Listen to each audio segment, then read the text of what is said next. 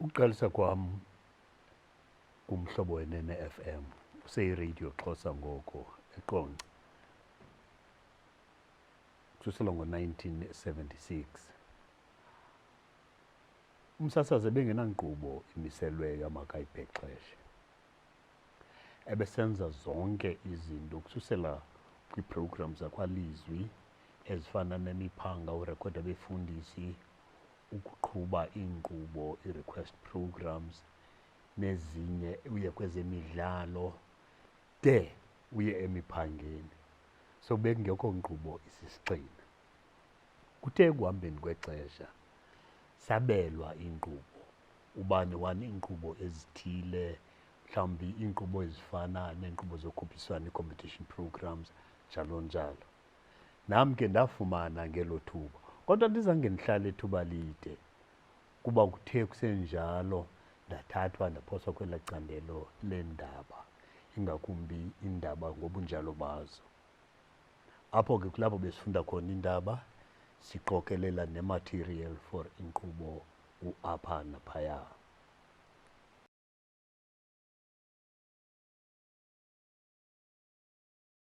Into endilobele elisasazweni kukubona abasasazi ababephambili, ingakumbi ngethuba labo lokufika eQonce xa babesuka eRhini.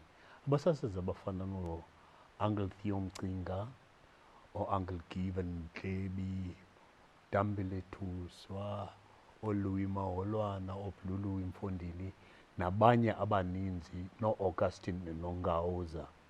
Ndasuka ndabathanda. Uyokhumbula ke uba ibiyinto ebingaqhelekanga leyo. So ubuthi wababona aba bantu uqonde nam ndinqwenela ukuba ndifane nabo. Ngabantu abalolo hlobo ke abanditsalele pha.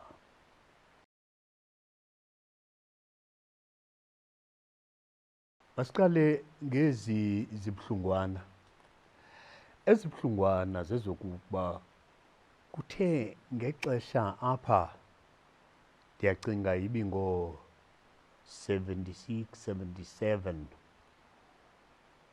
ulutsha loMzantsi Afrika xa lwaluvumbuluka lukhaba inkqubo yokufundiswa kwalo ngesiBhulu. Kwasuka kwabakho imithetho engqongqo apha yokokuba umntu akakwazi ukuthetha ngento ayicingayo. Kufuneka uthethe ngendlela emiselweyo oyandlalelweyo ngabakuphetheyo.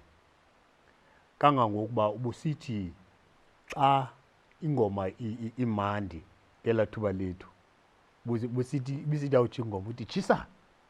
Kodwa kuthe ngenxa yokuba imeko yayinjalo wawungenakulisebenzisa igama elithi tshisa emoyeni. Kwakhona nantoni na owakuyithetha yayibangela ubunzima, kuba ndikhumbula omnye umhlobo wam esithi kukhona uMatthew Motsoarapeu, ubusamkhumbula kakhulu, owayeyimbaleki. Wathi lo mhlobo wam ukwangumsasazi naye xa wayefunda iindaba wathi isigebenga sembaleki. Uyamncoma, uyamtyibela. Kwasuka kwathiwa awunawuthetha ngezigebenga apha. Ngokunjalo ingakumbi kuBruce Fordyce ngelo xesha, kuba abantu bacingela ulwimi bayolazi, ngelo xesha abalazi, balukhapha phezulu. Kanti ke ukuya kwezimandi, ndikhumbula mna kuqala ukuba mana ndikhokele iqela elalikhavarisha unyulo lwedemokhrasi lokuqala apha eMzantsi Afrika.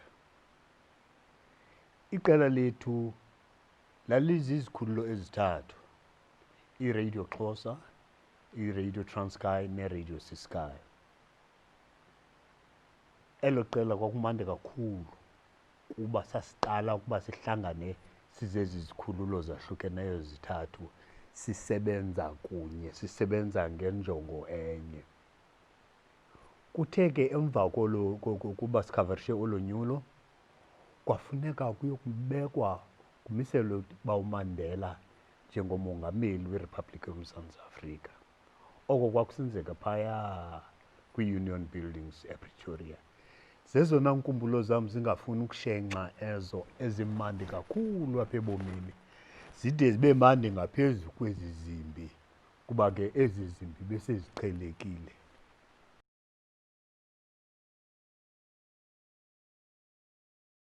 Usasazo luyafana kuba ke injongo ephambili yosasazo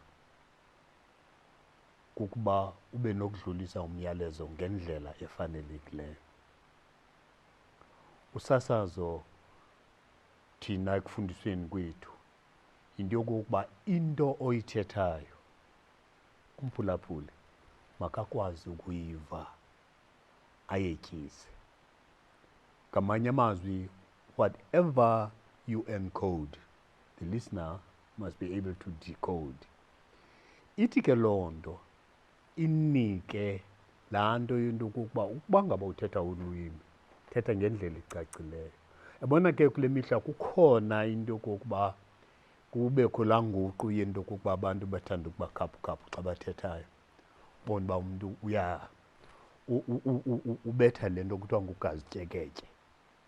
Yabona ke ugazityeketye ke mfo kabawo, mandikukhumbuze nawe kuba ugazityeketye ngumbona apha oneenkozo ezimhlophe, ezinye zide zifuna ukuba purple ngamanye amaxesha. Into endizama uyithetha ke yinto yokokuba uluma ngapha, alume ngapha, alume ngapha, alume ngapha. Nantso into yokuqala endiqondayo ukuba andiyiqhelanga ke ngelaa xesha lam.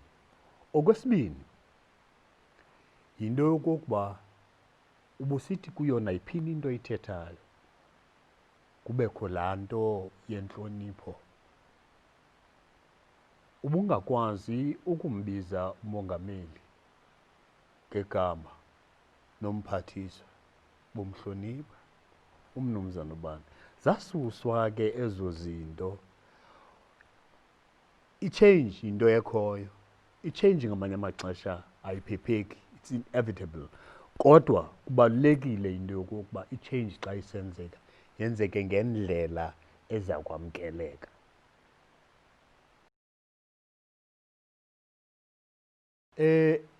Igama emoyeni noko bekusithiwa nguSefez nje, ndingayazi nentsusa yalo, kuba ke ndive kusithiwa nguSefez. Kwaqhutywa ke ngelo gama likaSefez. Endilikhumbuyelayo leli ninayo noko indawo ebhoxayo ejolise ngakum, kuba ndikhumbula ngaloo mhla kukho umdlalo wamanqindi phaya esisedukashe stadium. Kusilwa unkosana the happy boy Mgxantshi esilwa nomfana wasePuerto Rico.